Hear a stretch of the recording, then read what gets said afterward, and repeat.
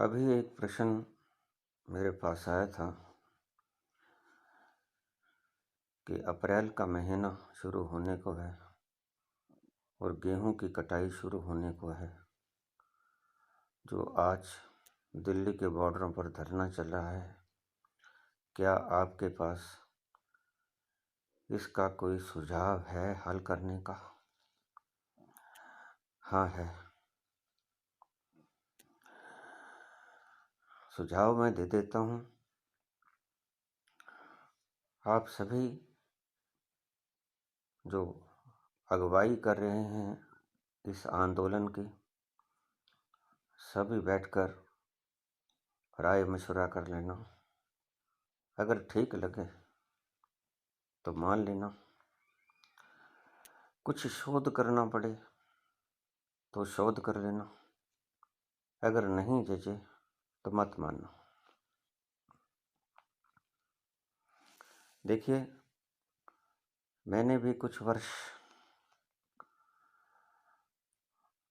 Commission agent का काम किया है। मैं इस व्यापार के दांव पेचों को अच्छी तरह से जानता हूँ। मेरे पास एक रास्ता समझ में आता है, वो मैं आपको साझा कर रहा हूँ।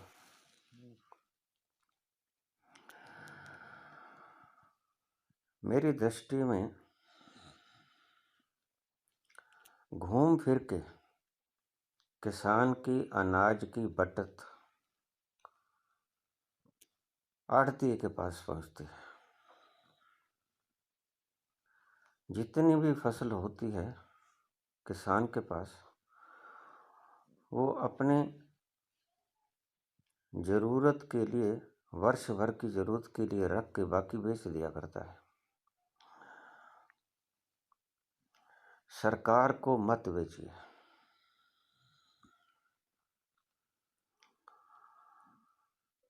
प्राइवेट मंडियों में मत बेचिए। कहाँ बेचिए? कौन खरीदेगा?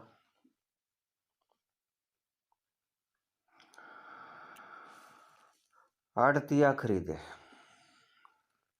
सीधा सीधा आढ़तिया खरीदे। किस भाव पे खरीदे? भाव को आप सभी किसान जत्थेबंदियां बैठ के तय कर सकती हैं। मैंने जो भाव सोचा था वो मैं आपके समक्ष रख देता हूँ।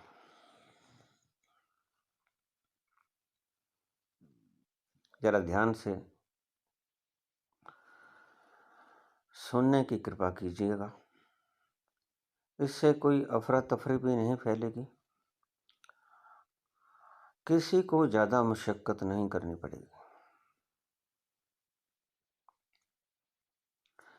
जब पैसा जाना ही आढ़तिया के पास है तो क्यों ना सीधा आढ़तिया ही खरीद कर ले। वैसे भी कुछ आढ़तिये लोग मंदी तेजी देखने के लिए कुछ फसलों की भरत कर लिया करते हैं। जैसा मैंने देखा है कि किसी को ऐसा लगता है कि चने तेज हो जाएंगे, गवारी तेज हो जाएगी, सरसों तेज हो जाएगी, कपास नरमा तेज हो जाएगा, तो वो इन चीज़ों की स्टॉक कर लिया करता है।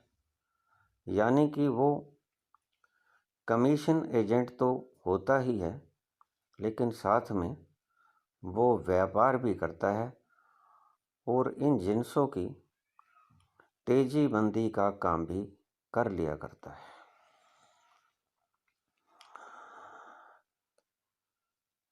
मैं ऐसा इसीलिए कहता हूँ कि बहुत से आढ़ती मुझसे यदा कदा पूछते रहते थे कि कौन सी जिन्स में मंदी या तेजी ज़्यादा आएगी।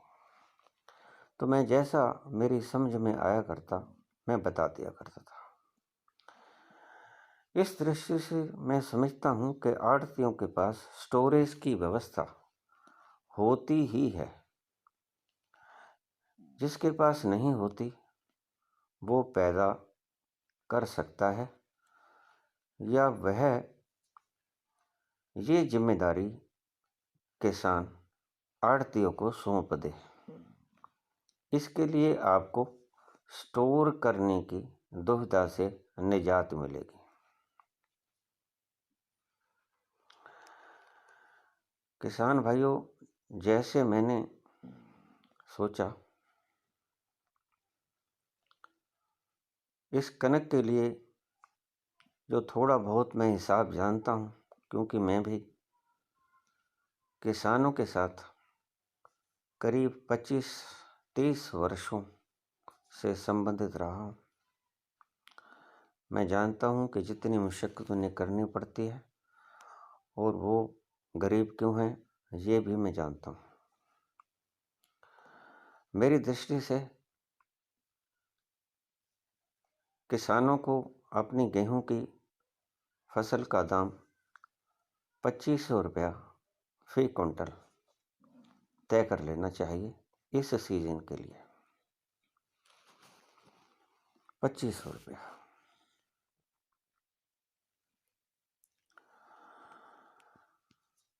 उसके लिए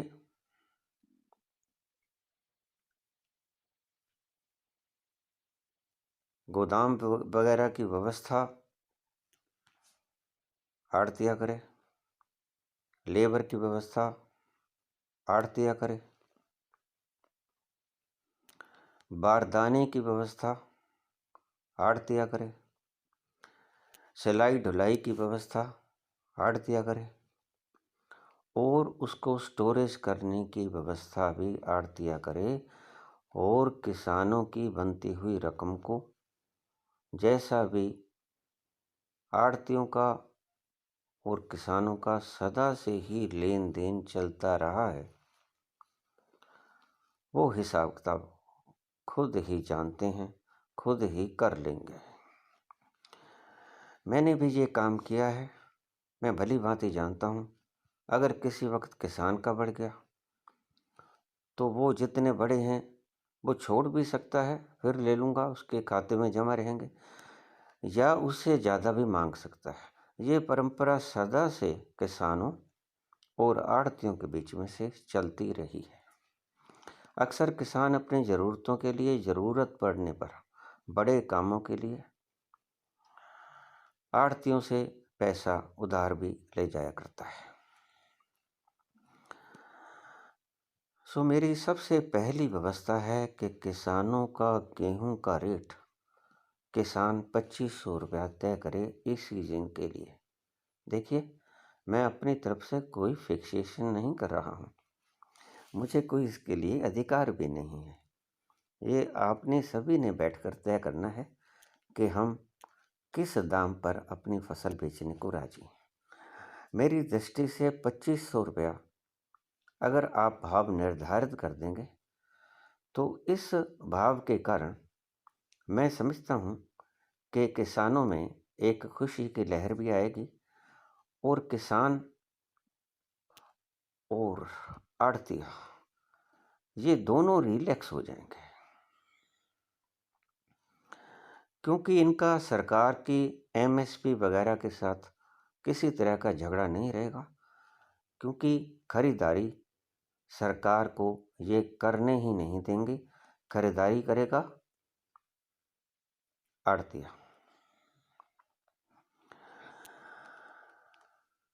अब क्या होगा? किसान तो मुक्त हो गया।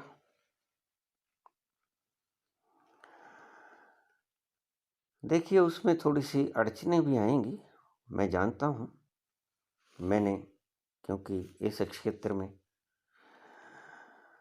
अच्छी पकड़ रखता हूँ, मैं अच्छी समझ है मुझ में।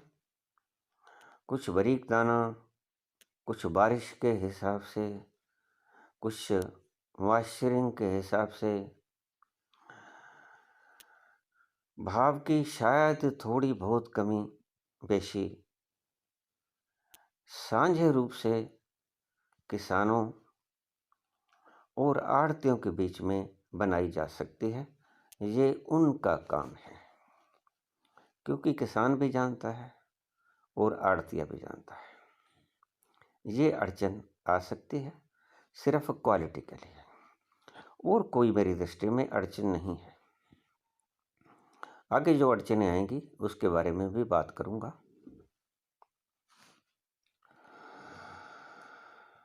फसल किसान की बिक गई, वैसे ही बिक गई जैसे पहले बिका करती थी। किसानों ने अपना हिसाब बनाया, आड़तियों के पास उसकी रकम जमा हो गई। जैसा उनका व्यवहार है वैसा वो करते हैं।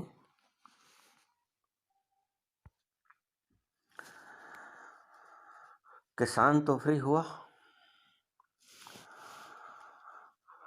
अब बात आ गई आड़ती की, कमीशन एजेंट की। कमीशन एजेंट के पास वो अपना हिसाब लगाएगा कि 2500 रुपया किसानों को दिया, इतना रुपया लेबर का लगा, इतना रुपया तोल वगैरह का लगा, इतना हमारा बिजली का खर्चा आया, इतना साफ सफाई वालों ने लिया, इतना लोडिंग वगैरह का लगा, और इसमें इतना मुनाफा होना चाहिए। देखिए, मुनाफे के लिए भी आड़तिया एसोसिएशन में बैठकर उसकी फिक्सेशन हो सकती है। जैसे किसान अपनी यूनियनों के द्वारा भावों को तय करेगा, ऐसे ही आड़तिया यूनियन अपने प्रॉफिट को और अपने खर्चे को तय करेगी। खर्चे को और प्रॉफिट को सारा जैसा भी उनकी यूनियन तय करती है वो तय करे, तय करके एक साझा भाव निकाल ले कि हमने इसके ऊपर इतना प्रॉफिट और लेना है। माल का मालिक हो गया आड़तिया। आड़ती ने सारा खर्चा लगाया, जो कुछ उसका हुआ, और ऊपर से वो ट्रेडर बन जाए, कमीशन एजेंट प्लस ट्रेडर। अब वो बेचेगा। अब बेचना किसको है? सरकार को नहीं बेचना है। बेचना किसे है वो भी मैं बता देता हूँ। देखिए, आटा एक ऐसी चीज है जो हर घर में 3 बार या 2 बार तो खाया ही जाता है। भूख तो लगती ही लगती है, और प्रत्येक व्यक्ति को कनक तो खरीदनी ही होती है। तो थोड़े से पॉइंट मैं बता दूं आड़तियों के लिए। व्हीट लोन देती है सरकारी मुलाजमों को सरकार, सेंट्रल गवर्नमेंट, पंजाब गवर्नमेंट। उन व्यक्तियों से आप कह दो कि वर्ष भर की कनक आप ले लो, उसके बाद हमारे पास कनक नहीं रहेगी, या होगी तो दे देंगे, नहीं तो वर्ष भर की रखवा लो। वो आपकी फसल नकद बिक जाएगी, भाव आपका होगा, उसमें से आप कमाई करोगे। मैनेजमेंट सारी आपकी, बारदाना सारा आपका, उतराई, लोडिंग, लेबर, सफाई, सूतली लगानी, उसकी लिफ्टिंग करनी, गोदाम में रखना है तो वो जैसे भी आप जानते ही हैं, मैं भी करता रहा हूँ, आपको भी पता है। तो वो सारी मात्रा निकाल के एक अभाव तय कर लेना है। बहुत से लोग जो ना भी सरकारी मुलाजिम हों, वो भी हमारे घरों में आमतौर से बड़ी बड़ी पेटियां रखी होती हैं, एक वर्ष भर की कनक वो स्टोर कर लेते हैं। वो आपसे वर्ष भर की कनक ले जाएंगे और शायद थोड़ी सी, शायद ज़्यादा ही ले जाएं, मसले को देखते हुए कि फिर तो नहीं मिलेगी, फिर कौन सा कोई दुकान है।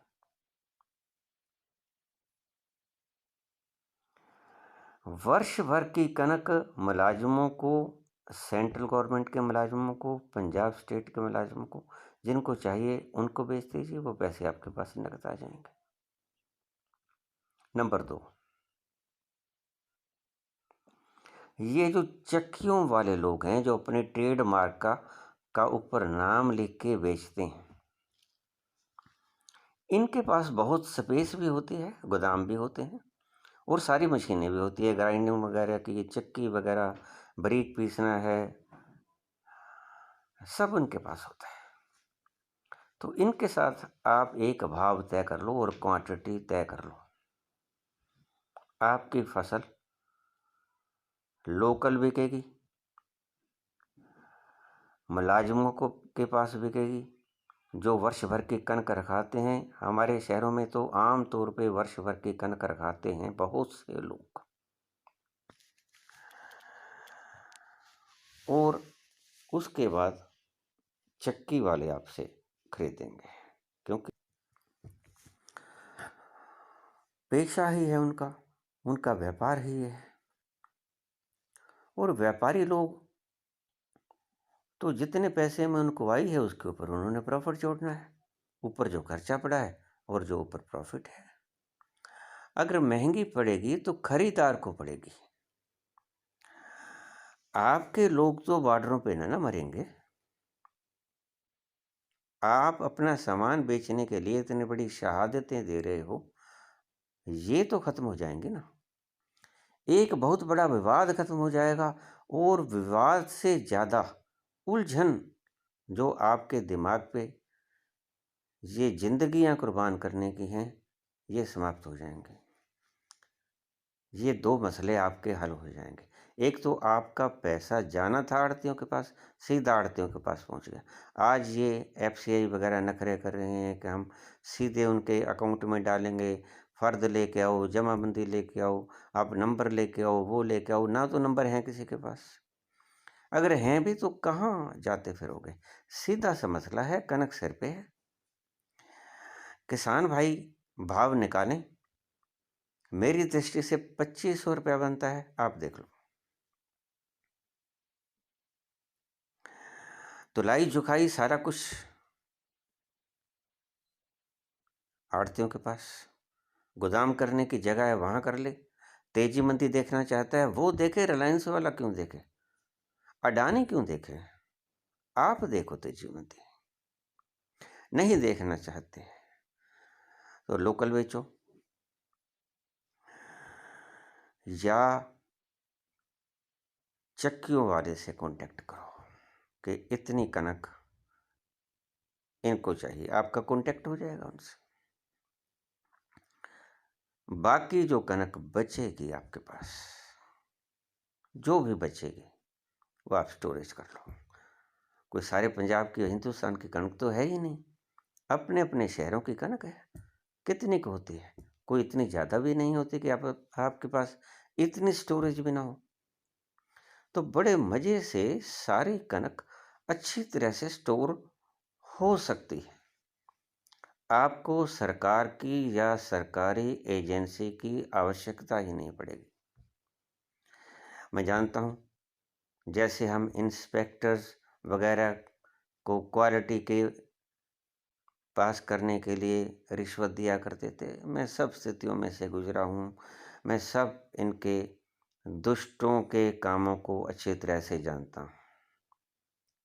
मैंने खुद इन उलझनों में से ही मैं निकला हूँ। वो रिश्वतें बचेंगी,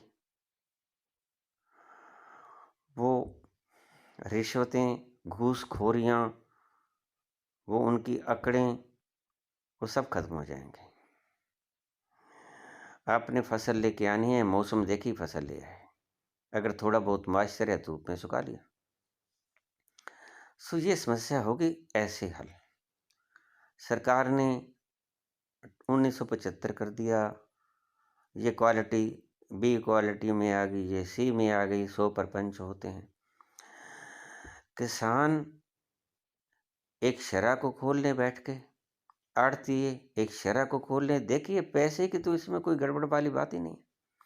पैसा तो आड़ती के पास ही आना है। अगर कोई भी खरीदे तो करीब करीब मैं समझता हूँ कि अगर जमींदार का बढ़ता है तो भी आड़ती के पास आता है, अगर जमींदार का घटता है तो भी आड़ती से घटता है। ये लेन देन तो मुद्दतों से बना हुआ है और चलता रहेगा। ऐसे ये समस्या हल हो जाएगी। तीसरी बात, अगर आड़तिया स्टोर नहीं करना चाहता तो वो अपना अलग से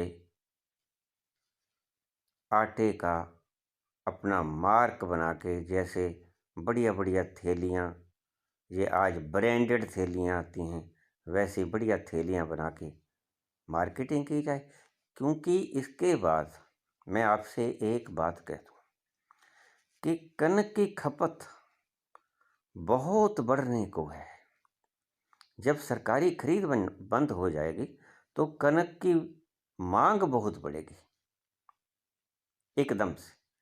उसका कारण ये है कि सरकार स्टोरेज कर लेती थी, और स्टोरेज में से कितनी भी स्टोर कर लो आप, स्टोरेज में से उसको 2 रुपये की या 3 रुपये की, जितना भी उसने रेट रखा होता था, कार्ड होल्डर्स को उसमें बेच दिया करते थे। अब आपके पास कई ऑप्शन हैं, बेरोजगार बहुत हैं। सोचने को तो बहुत कुछ सोचा जा सकता है, जहाँ तक मैं नहीं सोचता आप भी सोच सकते हैं। मैं तो ये कहता हूँ कि बहुत बढ़िया लेबल लगा के प्लास्टिक के कोई अच्छा सा ट्रेडमार्क का नाम लगा के कोई 10-20 आड़ती है इकट्ठा आटे का कारोबार चला लें, बहुत बड़ी मशीन ले आए। नंबर 2, अगर इससे भी ज़्यादा आप करना चाहते तो पार्ले का बिस्कुट क्यों बिके, क्यों बिके किसी ब्रांडेड का, क्यों बिके पतंजलि का, आपका क्यों ना बिके। बिस्कुट की फैक्ट्री खोलो। क्यों बिके डालमिया का ब्रेड, क्योंकि वाइट ब्रेड भी सूजी से बनता है और सूजी आटे, क्षमा करना, मैदा से बनता है और मैदा आटा से बनता है। तो अगर आटे वाला चाहिए, जिसे ब्राउन ब्रेड कहते हैं, तो भी आप बना सकते हो। और अगर आप वाइट चाहते हो, जैसा भी जिसको पसंद है वैसा आप बना सकते हो। और आप जानते हैं कि शायद आज कोई भी ऐसा घर हो जो सुबह नाश्ते में ब्रेड ना लेता हो। ध्यान से समझना मेरी बात को। हमारे पंजाब में से बेरोजगारी खत्म करने का एक फार्मूला ये भी है, क्योंकि आप अपने रॉ मटेरियल दे देते हो बाहर, और आप तो रॉ मटेरियल बेच के फ्री हुए और दूसरे उसमें से कमाई करते हैं। क्यों ना आप अपने रॉ मटेरियल से प्रोडक्ट्स बना के उसको ट्रेड करो,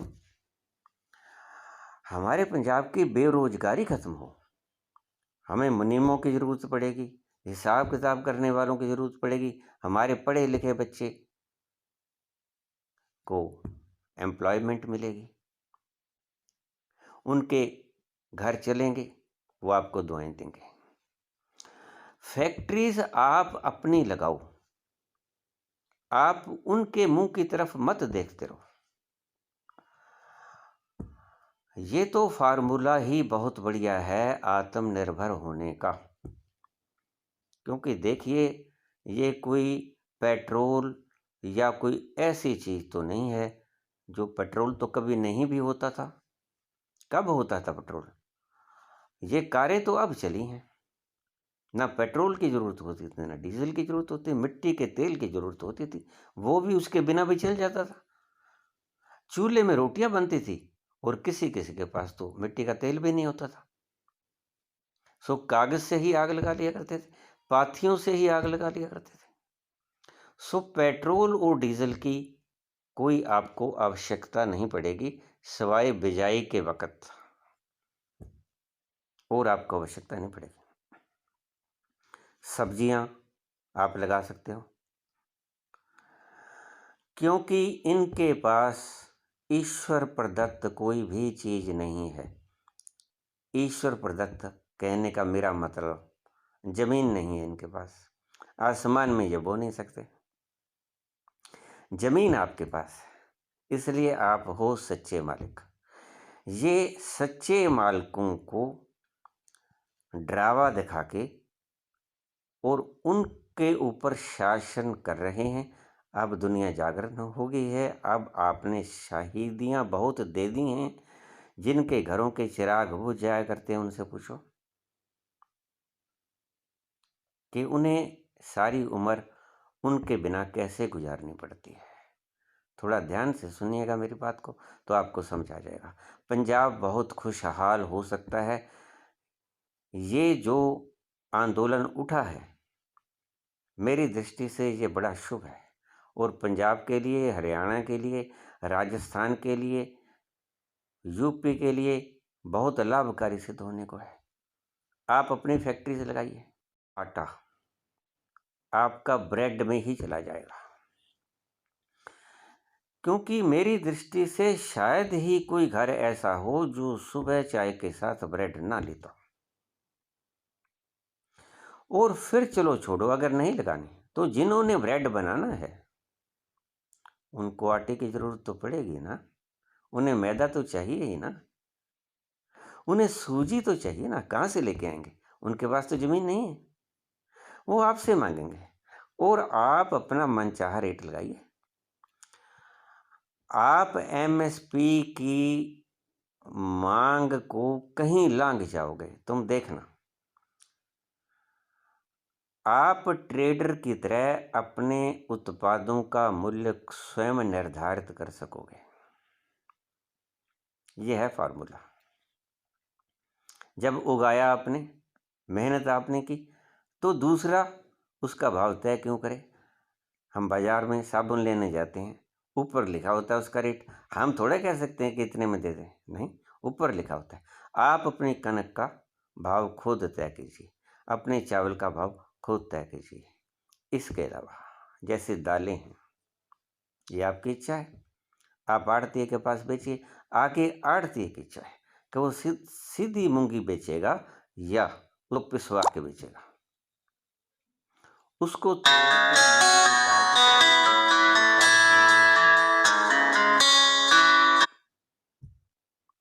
ये आड़ती की मर्जी है।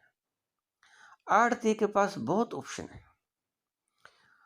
वो किसी भी रॉ मटेरियल से पक्का मटेरियल बना सकता है, और उसके पास एम्प्लॉयज भी लग सकते हैं, उनका भी रोज़गार चल सकता है।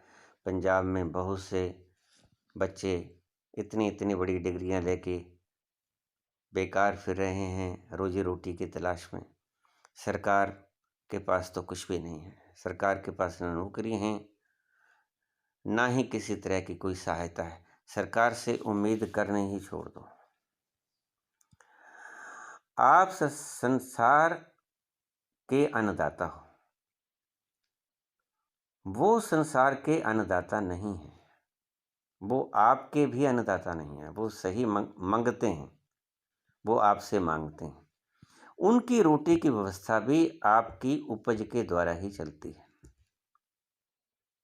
सरकार का कोई भी व्यक्ति आपसे खाद्य पदार्थ लेने आता है तो उसके लिए भी आप ही भाव तय करोगे।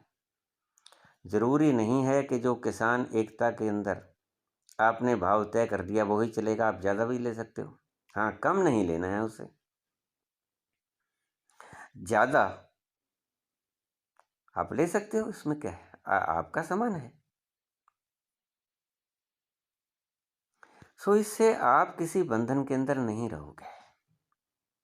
किसानों ने अगर ये काम करना है तो बिल्कुल सीधा सीधा काम है। हर तरह की मैनेजमेंट आड़ती के पास, पहले भी पैसा आड़ती के पास जाता था और पैसा आड़तियों से ही आता था। अब भी पैसा आड़तियों के पास जाएगा, फसल भी आड़तियों के पास जाएगी। पहले भी फसल आड़तियों के पास जाती थी, आड़तियों के थ्रू जाती थी सरकार के पास। अब आड़तियों के पास जाएगी, आड़तियों के पास ही रहेगी। पैसे के लेन देन की कोई समस्या ही नहीं है, पहले भी जैसे थी अब भी वैसी होगी। तो समस्या तो है ही नहीं, समस्या सिर्फ सरकार थी, उसको आप निकाल दो। अब बताओ कहाँ झगड़ा रह गया? झगड़ा था ही नहीं। आप सरकार से मांगो मत, आप कोई भिक्षा मांग रहे हो? अपना खून पसीने से कमाई गई अन्न का दाम मांग रहे हो। क्यों मांग रहे हो? आपके पास जब माल पड़ा है आप माल बेचो। सो ये व्यवस्था करनी पड़ेगी आड़तिए को। अगर आड़तिया व्यवस्था न कर पाया तो फिर कहानी खराब है, क्योंकि आड़ती के पास स्टोर होते हैं, मुझे पता है। पैसों का उल्ट पुल्ट तो किसान भी कर लेगा, आड़तिया भी कर लेगा। हमें पता है किसी वक्त हमारे पास नहीं होते थे, हम किसान को कहते थे कि भाई 2 दिन ठहर जाओ। किसी वक्त ऐसा होता था कि हमारे पास होते थे तो हम किसान को कहते थे भाई और चाहिए तो और ले जाओ। क्योंकि मैं इस काम में रहा हूँ, मुझे बिल्कुल अच्छी तरह से इस चीज़ का अनुभव है, इसलिए मेरे दिमाग ने ये काम किया है। बाकी आप बैठ के इसका फैसला करें, आपको मेरी प्रपोज़ल कैसी लगी। मैं समझता हूँ कि दुविधा भी मिट जाएगी, ये जो रोज़ की शहादतें हैं ये भी मिट जाएंगी, और आप इतनी बेचैनी से वहाँ बैठे हो, रोज़ अपने प्रभु के प्यारे हो जाते हैं हमारे परिवार के सदस्य। सबसे बुरा है ये, कोई भी कीमत अदा करके वह व्यक्ति हम वापस नहीं ले आते। सो मेरी आपसे गुजारिश है कि इस प्रक्रिया पे अवश्य ही विचार करें बैठ के। अगर ठीक लगे तो और भी जो उपजें हैं आपके पास, मुझे पता है चने हैं, सरसों हैं, वो आप कोल्हू वाले से उसका कांटेक्ट कर लो। क्योंकि सरकार तो कुछ भी नहीं करती, पहले भी तो सरकार कुछ नहीं करती। आप सरकार को बीच में से निकाल दो। जो सरकार के पास फालतू का एफसीआई के भंडारण में कनक वगैरह राशन पड़ा है, वो ज़्यादा देर चलने वाला नहीं है, वो 1-2 साल चले।